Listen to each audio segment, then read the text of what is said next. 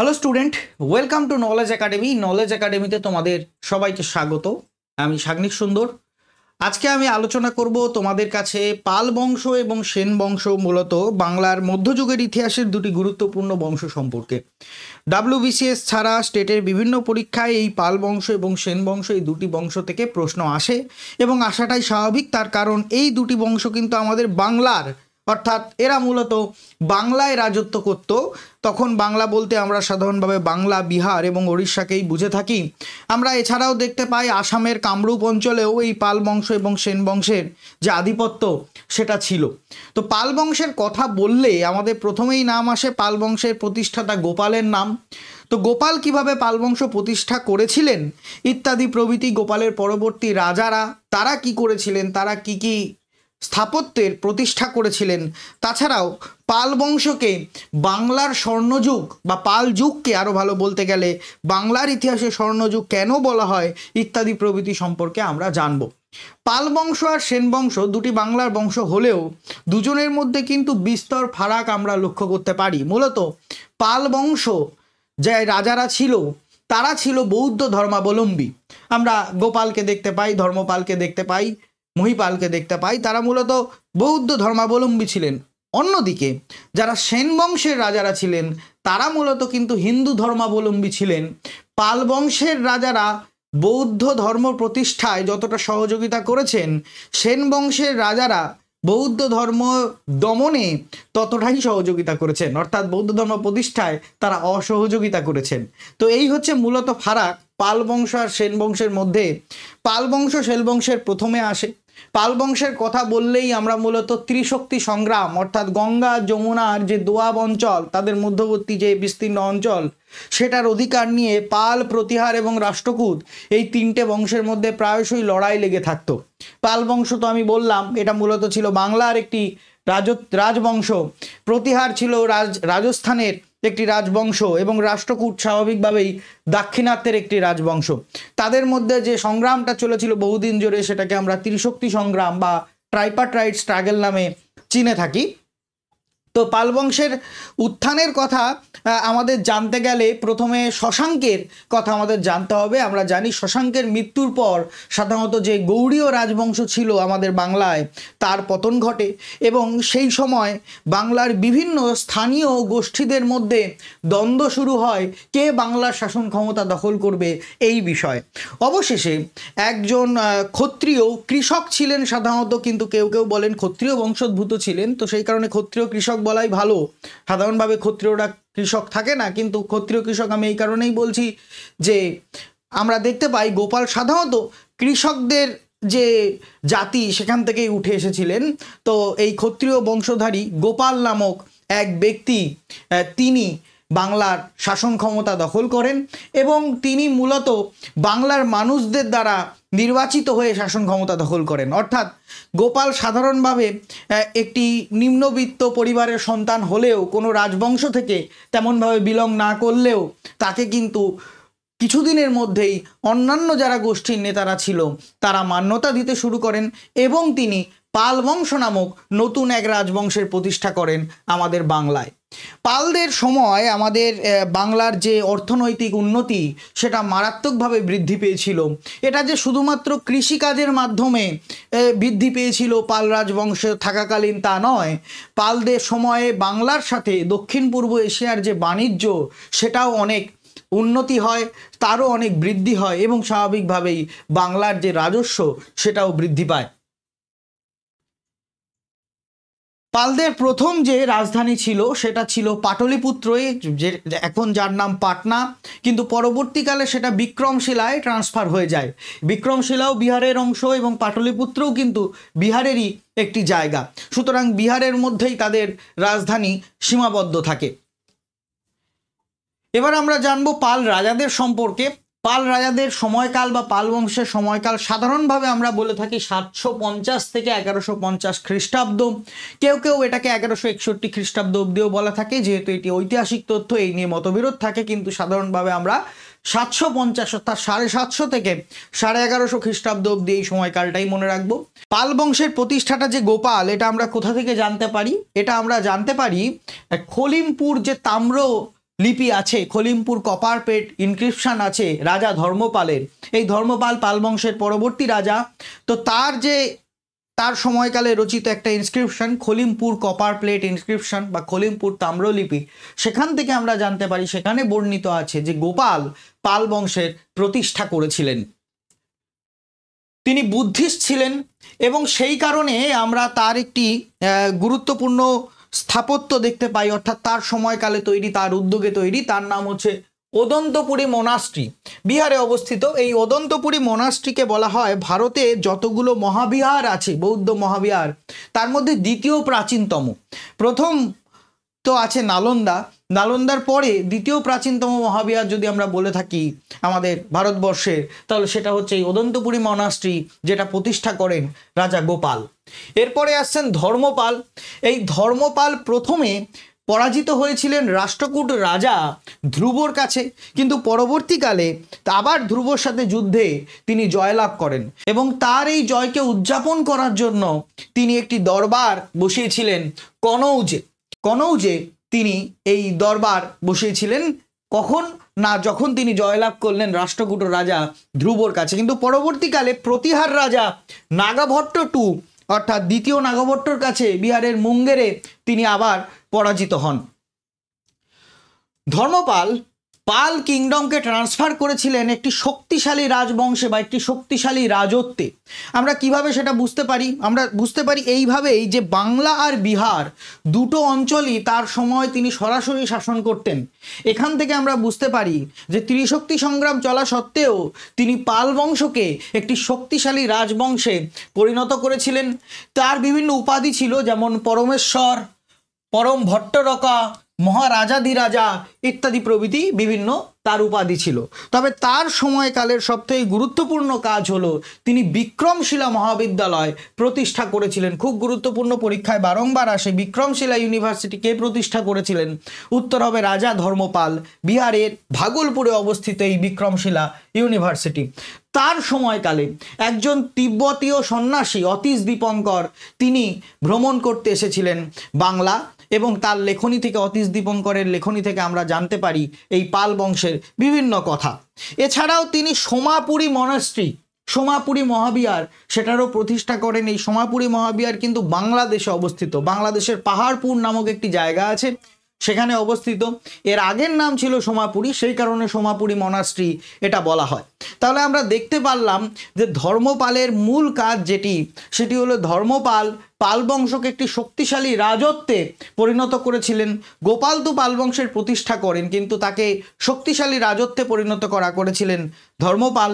এবং ধর্মপাল বিক্রমশিলা মহাবিদ্যালয়ের পাশাপাশি আমরা দেখলাম সোমাপুরী মনাস্ট্রি, সেটারও প্রতিষ্ঠা করেছিলেন।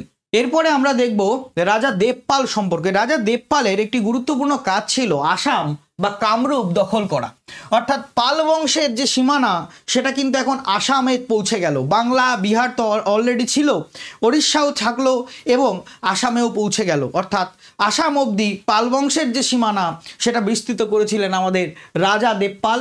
রাজা দেবপাল এছাড়াও প্রতিহার রাজা ভোজ এবং রাষ্ট্রকূট রাজা অমোঘবর্ষ, খুব গুরুত্বপূর্ণ রাজা অমোঘবর্ষ, তাকে পরাজিত করেন। অর্থাৎ ইনিও কিন্তু একজন শক্তিশালী রাজা ছিলেন পাল বংশে। এর আরেকটি গুরুত্বপূর্ণ কাজ আছে, সেটি হলো শৈলেন্দ্র রাজত্ব। শৈলেন্দ্র রাজত্বের একজন রাজা বালপুত্রদেব, তাকে তিনি 5টা গ্রাম দান করেছিলেন। এছাড়াও ওই শৈলেন্দ্র বংশীয় একজন যার নাম বীরদেব, তাকে তিনি নালন্দা ইউনিভার্সিটির প্রধান হিসাবে নিয়োগ করেছিলেন। অর্থাৎ আমরা দেখতে পাচ্ছি যে পাল বংশ যেহেতু বৌদ্ধ ধর্মাবলম্বী ছিল, সুতরাং স্বাভাবিকভাবেই পার্শ্ববর্তী যে সমস্ত বৌদ্ধ রাজবংশ ছিল তাদের সাথে পাল বংশের একটি সুসম্পর্ক গড়ে উঠেছিল এবং তাদের মধ্যে একটি সদ্ভাব বজায় ছিল। দেবপালের রাজকবি যদি আমরা বলে থাকি তাহলে আমরা বলবো বর্জদত্তকে, এবং এই বর্জদত্তের লেখা বইয়ের নাম হচ্ছে লোকেশ্বর শতক। লোকেশ্বর শতকের রচয়িতা বর্জদত্ত, তিনি ছিলেন এই দেবপালের সভাকবি।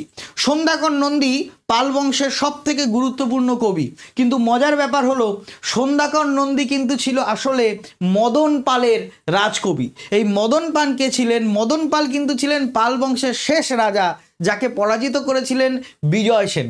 যাকে পরাজিত করেছিলেন বিজয় সেন। তো সন্ধ্যাকর নন্দীর রামচরিত মূলত রেখা আমাদের পাল রাজা রামপালের উপরে।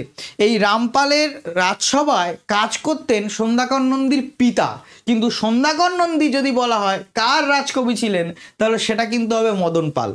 অবাক ব্যাপার যে সন্ধ্যাকর নন্দী যারা গুরুত্বপূর্ণ পাল রাজা আছে তাদের কিন্তু রাজকবি ছিলেন না। যাই হোক, এই দেবপালের সময়ে আমি আগেই বলেছি দক্ষিণ পূর্ব এশিয়ার সাথে পালদের ব্যবসা বাণিজ্য বেশ সুন্দরভাবে গড়ে উঠেছিল এবং সেই কারণে আরব এক ব্যবসায়ী যার নাম সুলেইমান, তিনি পাল বংশকে যখন অভিহিত করছেন তিনি পাল বংশকে রুহিমি নামে অভিহিত করছেন। অর্থাৎ এখান থেকে পরীক্ষায় প্রশ্ন আসতে পারে যে আরবে পাল বংশ কী নামে পরিচিত ছিল? রুহিমি নামে পরিচিত ছিল। নেক্সট হচ্ছে মহিপাল ওয়ান। এই মহিপাল ওয়ান কি করেছিলেন? ধীরে ধীরে, মানে এর মাঝে আরও রাজা এসছে, তাদের নাম যেহেতু গুরুত্বপূর্ণ না আমি নোটে ইনক্লুড করিনি এবং পরীক্ষাতেও আসে না, তো তাদের সময়ে পাল বংশ ধীরে ধীরে ধ্বংসপ্রাপ্ত হচ্ছে। এই সময় এক রাজা আসলেন যার নাম প্রথম মহিপাল, যিনি এসে পাল বংশের যে হারানো গরিমা সেটাকে পুনরুদ্ধার করলেন, সেটাকে আবার পুনরুদ্ধার করলেন। কিভাবে করেছিলেন না, তার সময় রাজেন্দ্র চোল ভারতবর্ষের উত্তর ভারত আক্রমণ করেছিলেন। রাজেন্দ্র চোল মূলত চোল বংশের রাজা, দক্ষিণ দিকে তার বাস, তিনি আক্রমণ করেছেন উত্তর দিকে। এই সময় বাংলায় ঢোকার মুখে তাকে আটকে দিয়েছিলেন প্রথম মহিপাল এবং সেই কারণে বলা হয় the falling fortunes of the dynasty are revived by Mahipal one. Next হচ্ছে মহিপাল টু। এই মহিপাল টু, এই রাজার কাজকর্ম সেরকম কিছু নেই, কিন্তু এখান থেকে একটি প্রশ্ন আসে। কি প্রশ্ন না, আমি বললাম গোপাল প্রথম জীবনে ছিলেন কৃষক, ঠিক সেরকমভাবেই পালদের সময়েও কৃষকরা একটি বিদ্রোহ করেছিল। সাধারণত কৈবর্ত জাতির একটি বিদ্রোহ করেছিল। এই কৈবর্ত জাতিরা পেশায় ছিলেন কৃষক। তারা বরেন্দ্র অঞ্চলের অধিকার নিয়ে এই রাজা দ্বিতীয় মহিপাল ইনার বিরুদ্ধে বিদ্রোহ করে এবং এই বিদ্রোহকে আমরা চিনে থাকি কৈবর্তক বিদ্রোহ কিংবা বারেন্দ্র বিদ্রোহ নামে। এই বিদ্রোহের নেতার নাম WBCS এ আসে দিব্য কিংবা দিব্যক। মনে রাখবে, দিব্যর নেতৃত্বে এই কৈবর্ত বিদ্রোহ হয়েছিল এবং বিদ্রোহীরা আলটিমেটলি বরেন্দ্র অঞ্চল দখল করতে সক্ষম হয়, অর্থাৎ পালদের কাছ থেকে বরেন্দ্র অঞ্চলের অধিকার ছিনিয়ে নেয় এই কৈবর্ত জাতির বিদ্রোহীরা। নেক্সট হচ্ছে রামপাল। রামপালকে আমরা মূলত চিনে থাকি শেষ শক্তিশালী রাজা পাল বংশের এই হিসাবে, অর্থাৎ পাল বংশের শেষ শক্তিশালী রাজা হচ্ছে রামপাল। পাল বংশের শেষ রাজা নয়, কিন্তু পাল বংশের শেষ রাজা হচ্ছে মদন পাল, কিন্তু পাল বংশের শেষ শক্তিশালী রাজা যদি আমরা বলি তাহলে সেটা হচ্ছে রামপাল। রামপাল প্রায় 53 বছর রাজত্ব করেছিলেন এবং তার মৃত্যুর পর কেবলমাত্র বিহারের যে মগধ এবং তার পার্শ্ববর্তী খুব সামান্য জায়গায় পাল বংশ সীমাবদ্ধ ছিল। পরবর্তীকালে মদন পালের সময় ওইদিকে সেন বংশের এক রাজা বিজয় সেন তিনি পাল বংশে আক্রমণ করেন বা পাল রাজত্বে আক্রমণ করেন এবং পাল বংশের অবলুপ্তি ঘটে বা পাল রাজত্বের অবলুপ্তি ঘটে, সূচনা হয় সেন বংশ বা সেন রাজত্বের। আমি এই ক্লাসের প্রথমেই বলেছি যে পালদের সময়কে বাংলার ইতিহাসের স্বর্ণযুগ বলা হয়। কেন বলা হয়? মূলত পালদের সময়ে বেঙ্গলি লিটারেচার, শুধু বেঙ্গলি নয় তার সাথে সাথে সংস্কৃত, সমস্ত ধরনের লিটারেচারে অনেক উন্নতি হয়েছিল। সেই উন্নতি কিভাবে হয় না, চর্যাপদের নাম আমরা শুনেছি, চর্যাপদের সৃষ্টি, চর্যাপদ একটা নতুন ধরনের বাংলা ভাষা, নতুন ধরনের বাংলা লেখনীর সৃষ্টি হয় এই পাল বংশ সময়কালেই বা পাল যুগেই। এছাড়াও সংস্কৃত যারা স্কলার ছিল তাদেরকে সমাদর করতেন পাল রাজারা। মহিপালা গীত নামক বাংলার এক গান আছে। এই মহিপালা গীত হচ্ছে রাজা মহিপালের প্রতি নিবেদিত কিছু গান, সেগুলো পরবর্তীকালে বাংলার লোকগান বা লোকগীতি হিসাবে পরিণত হয়েছে। সুতরাং আমরা দেখতে পাচ্ছি যে বেঙ্গলি লিটারেচারে পালদের বেশ অবদান আছে এবং এই সময় যে গুরুত্বপূর্ণ অথর ছিল এবং তাদের কি কি ওয়ার্ক আছে সেগুলো আমরা একটু জেনে নিই। তো আমি বলেইছি পাল বংশের সর্বশ্রেষ্ঠ কবি বা সর্বশ্রেষ্ঠ অথর বলা হয় সন্ধ্যাকর নন্দীকে। তার লেখা বইয়ের নাম হচ্ছে রামচরিত। এই রামচরিত হচ্ছে রামপালের মূলত বায়োগ্রাফি। এছাড়াও জিমুদ বাহনের লেখা বইয়ের নাম দায়ভাগ। এই দায়ভাগ হচ্ছে ফিলোসফিক্যাল ওয়ার্ক। ভট্ট ভাবাদেবা তার বইয়ের নাম হচ্ছে কর্মানুষ্ঠান পদ্ধতি। শ্রীধর ভট্ট খুব গুরুত্বপূর্ণ, তার বইয়ের নাম হচ্ছে ন্যায়কুণ্ডলী বা ন্যায়কুণ্ডলী, এটাও ফিলোসফিক্যাল ওয়ার্ক। গৌড়াপদ, তার বইয়ের নাম হচ্ছে অগামশাস্ত্র। চক্রপাণী দত্ত, তার বইয়ের নাম হচ্ছে চিকিৎসা সমগ্র, মূলত মেডিসিনের উপরে বই। আর ভাঙ্গা সেনা, তার বইয়ের নাম হচ্ছে চিকিৎসা সার সমগ্র। একটা হচ্ছে চিকিৎসা সমগ্র আর একটা হচ্ছে চিকিৎসা সার সমগ্র। এছাড়াও হচ্ছে সুরেশ্বর, যার লেখা বইয়ের নাম শব্দপ্রদীপ, বৃক্ষ আয়ুর্বেদা এবং লৌহ পদ্ধতি। নাম শুনেই বুঝতে পারছো এগুলোও মেডিসিনাল ওয়ার্ক বা মেডিসিনাল বইয়ের নাম। লৌহ পদ্ধতি, বৃক্ষ আয়ুর্বেদা ইত্যাদি প্রভৃতি। অর্থাৎ পাল বংশের সময় বাংলার যে জ্ঞান সেটি সর্বক্ষেত্রেই বিস্তৃতি লাভ করেছিল এবং বাংলা তো তার ব্যবসা বাণিজ্যের শিখরে পৌঁছানোর জন্য অর্থনৈতিকভাবে সমৃদ্ধ ছিলই। এবার আমরা জানবো পাল বংশের অ্যাডমিনিস্ট্রেশন সম্পর্কে। পাল বংশ কি রিপাবলিক ছিল, প্রজাতান্ত্রিক ছিল? একদমই নয়। পাল বংশ ছিল মোনার্কিয়াল অর্থাৎ রাজতান্ত্রিক, এবং এই রাজার কাজকর্ম দেখাশোনার জন্য রাজা মিনিস্টার বা মন্ত্রীদের নিয়োগ করতেন। মন্ত্রী ছাড়াও পাল রাজত্ব, অনেক বড় রাজত্ব যেহেতু ছিল, বাংলা, বিহার, ওড়িশা, আসাম ইত্যাদি প্রভৃতি অঞ্চল নিয়ে বিস্তৃত, সেই কারণে রাজত্বগুলিকে কিছু ডিভিশনে ভাগ করা হতো। সেই ডিভিশনগুলোর নাম অনেক সময় পরীক্ষায় আসে। সেগুলো কি কি না, প্রভিন্স বা প্রদেশকে বলা হতো ভুক্তি, ভুক্তিকে আবার ভাগ করা হতো বিষয়, আবার বিষয়কে ভাগ করা হতো মণ্ডলায়। বোঝা গেল? ভুক্তি, বিষয়, মণ্ডল, এই তিনটে নাম মনে রাখবে। কখনো কখনো পরীক্ষায় আসতে পারে যে ভুক্তি, বিষয়, মণ্ডল এগুলো কোন ডিনাস্টির সাথে জড়িত, তাহলে উত্তর হবে পাল ডিনাস্টি। যদিও এই ধরনের প্রশ্ন আসে না, কিন্তু কঠিন প্রশ্ন আসলে এগুলো আসতেই পারে। তাহলে পাল বংশ সম্পর্কে আমরা কিন্তু অলরেডি পড়ে নিয়েছি। এখান থেকে বেশ কিছু তথ্য আমাদের অলরেডি মাথায় গেঁথে গেছে। আমি রিকল করছি একবার, তোমরা দেখো তোমরা মনে করতে পারছো কি না। আমি যদি তোমাদের প্রশ্ন করি পাল বংশের প্রতিষ্ঠাতার নাম কি, তুমি বলবে গোপাল। আমি যদি তোমাদের প্রশ্ন করি ট্রাইপার্টাইট স্ট্রাগল কার কার মধ্যে হয়েছিল, তুমি বলবে পাল, প্রতিহার এবং রাষ্ট্রকূট বংশের মধ্যে। আমি যদি তোমাকে প্রশ্ন করি বিক্রমশিলা মহাবিদ্যালয় কার সময় প্রতিষ্ঠা হয়েছিল, তুমি বলবে ধর্মপাল। আমি যদি তোমাকে প্রশ্ন করি ওদান্তপুরী মনাস্ট্রি কার সময় প্রতিষ্ঠা হয়েছিল, তুমি বলবে যে গোপাল। আমি যদি তোমাকে প্রশ্ন করি সোমাপুরী মনাস্ট্রি কার সময় প্রচলিত হয়েছিল, তুমি বলবে ধর্মপাল। আমি যদি তোমাকে প্রশ্ন করি সন্ধ্যাকর নন্দী কোন রাজবংশের সমসাময়িক ছিলেন, তুমি বলবে পাল বংশের সমসাময়িক। আমি যদি তোমাকে প্রশ্ন করি আচ্ছা বলো তো যে সন্ধ্যাকর নন্দীর যে বই রামচরিত সেটা কোন পাল রাজার বায়োগ্রাফি, তুমি বলবে রামপালের বায়োগ্রাফি। আমি যদি তোমাকে প্রশ্ন করি যে পাল বংশের শেষ রাজার নাম কি, তুমি বলবে মদন পাল। আমি যদি তোমাকে প্রশ্ন করি পাল বংশের পরবর্তী কোন বংশ বাংলা শাসন করে, তুমি বলবে সেন বংশ, যার প্রকৃত প্রতিষ্ঠাতা হলেন বিজয় সেন, কারণ বিজয় সেন কিন্তু মদন পালকে পরাজিত করেছিলেন। এছাড়াও পালদের অ্যাডমিনিস্ট্রেশন সম্পর্কে আমরা জানলাম। পালরা তাদের রাজত্বকে প্রথমে বিভক্ত করত ভুক্তিতে, তারপর সেই ভুক্তিকে বিভক্ত করত বিষয়ে এবং বিষয়কে বিভক্ত করত মণ্ডলে। তো এই ছিল পাল বংশ। এবার কে কোন রাজাকে পরাজিত করেছিলেন এগুলো আমাদের একটু ছোট্ট করে মনে রাখতে হবে, যে রাষ্ট্রকূট রাজা অমক বর্ষকে কে পরাজিত করেছিলেন, ভোজ রাজাকে কে পরাজিত করেছিলেন, প্রতিহার রাজা, এই ধরনের ছোটোখাটো তথ্য আমাদের মনে রাখতে হবে। সেগুলোর নোট পড়লে আস্তে আস্তে আমরা মনে রাখতে পারবো। এবার আমরা জানবো সেন বংশ সম্পর্কে। পালদের সম্পর্কে তো আমাদের জানা হয়ে গেল, সেনদের সম্পর্কে আমরা জেনে নিই গুরুত্বপূর্ণ কি কি জিনিস আমাদের মাথায় রাখতে হবে। গোপালের জাতি আমরা অলরেডি দেখেছি, তিনি ক্ষত্রিয় বংশোদ্ভূত ছিলেন, কিন্তু তিনি বৌদ্ধ ধর্মাবলম্বী ছিলেন।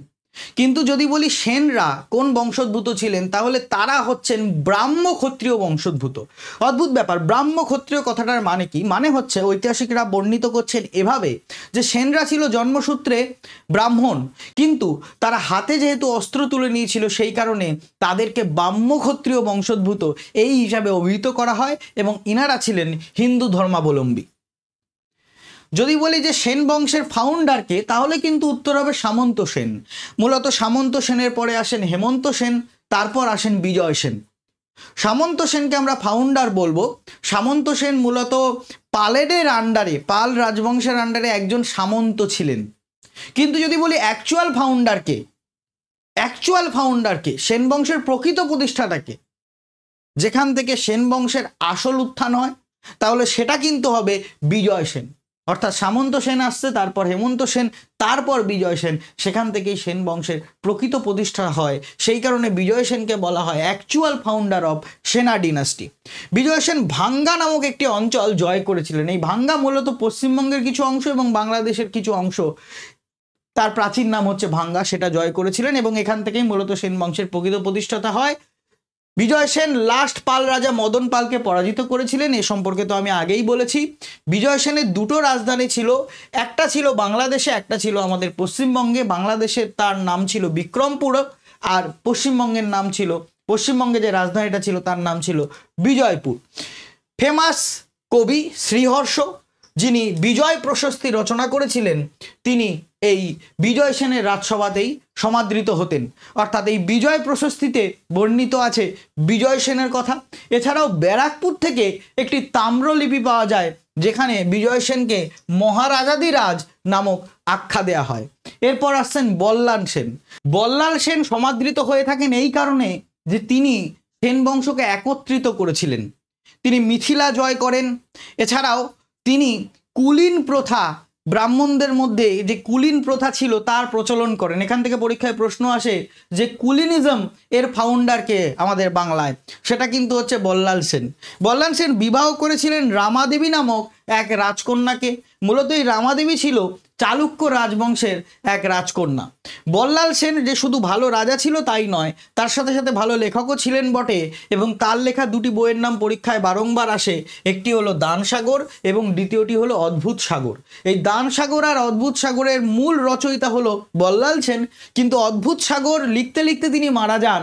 পরবর্তীকালে অদ্ভুত সাগরের শেষ কটি অধ্যায় শেষ করেন তার পুত্র লক্ষণ সেন, কিন্তু আমরা অদ্ভুত সাগরের রচয়িতা হিসাবে বল্লাল সেনকেই জেনে থাকব।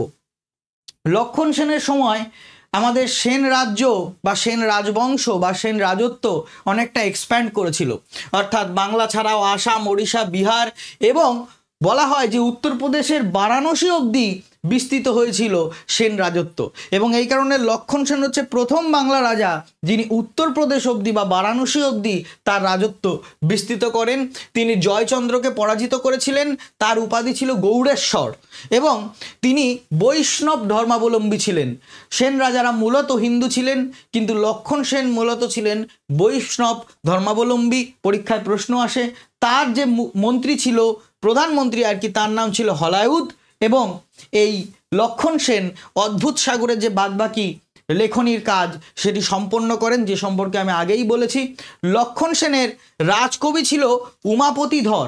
এই উমাপতি ধর কিন্তু খুব গুরুত্বপূর্ণ কেন, এইখানটায় দেখো আমরা দেখতে পাই যে সেন ডিনাস্টি যে ছিল ব্রাহ্ম ক্ষত্রিয়, এই কাহিনীটা বা এই কথাটা বা এই তথ্যটা আমরা জানতে পারি উমাপতি ধরের রচিত একটি ইনস্ক্রিপশন, যেটা হচ্ছে দেওপাড়া ইনস্ক্রিপশন, সেখান থেকে। এই কারণে উমাপতি ধরটা খুব গুরুত্বপূর্ণ। পরীক্ষায় প্রশ্ন আসে দেওপাড়া ইনস্ক্রিপশন কাদের কথা বলে, সেন বংশের কথা বলে, এবং দেওপাড়া ইনস্ক্রিপশনের রচয়িতাকে, সেটা হচ্ছে উমাপতি ধর, যিনি ছিলেন মূলত লক্ষণ সেনের রাজকবি। এছাড়াও তার রাজসভায় অন্যান্য কবিরাও ছিলেন, তাদের মধ্যে গুরুত্বপূর্ণ হচ্ছে জয়দেব। জয়দেব কি রচনা করেছিলেন পরীক্ষায় বারংবার আসে, গীত গোবিন্দের রচয়িতা ছিল মূলত জয়দেব। এছাড়াও ধৈ, যিনি পবনা দত্তের রচয়িতা। এবং পরবর্তীকালে সেন বংশ ভেঙে যায় মোহাম্মদ বিন বখতিয়ার খিলজি বা বখতিয়ার খিলজির অ্যাটাকের ফলে। সেই সম্পর্কে আমরা এখন জানবো। মূলত 1203-4 সাল নাগাদ, 1203-4 খ্রিস্টাব্দ নাগাদ বখতিয়ার খিলজি, যিনি মূলত ছিলেন মোহাম্মদ ঘনির একজন জেনারেল, তিনি বাংলা এবং বিহার আক্রমণ করেছিলেন, নবদ্বীপে আক্রমণ করেছিলেন, লক্ষণ সেনকে পরাজিত করেন, লক্ষণ সেনকে নবদ্বীপ থেকে তাড়িয়ে দেন এবং মূলত নর্থ ওয়েস্ট বেঙ্গল আর আরও ভালো যদি বলি ইস্টার্ন বেঙ্গল বা পূর্ব বাংলার বিস্তীর্ণ অঞ্চল তিনি দখল করে নেন। এবং এই কথা আমরা জানতে পারি কোথা থেকে, খিলজির বাংলা আক্রমণের কথা আমরা জানতে পারি কোথা থেকে, একটি পার্সিয়ান বই যার নাম তাবাকাত-ই নাসিরি, যার লেখক হচ্ছে মিনহাজ ই সিরাজ, তার বই থেকে বা সেই বই থেকে আমরা জানতে পারি এই বখতিয়ার খিলজির বাংলা এবং বিহার আক্রমণের কথা। বখতিয়ার খিলজি বাংলা আক্রমণ করার পরেও সেন বংশ সামান্য কিছু টিকে ছিল, কিন্তু পরবর্তীকালে 1300 শতাব্দীর মধ্যবর্তী সময়ে সেন বংশ সম্পূর্ণরূপে অবলুপ্তি হয়।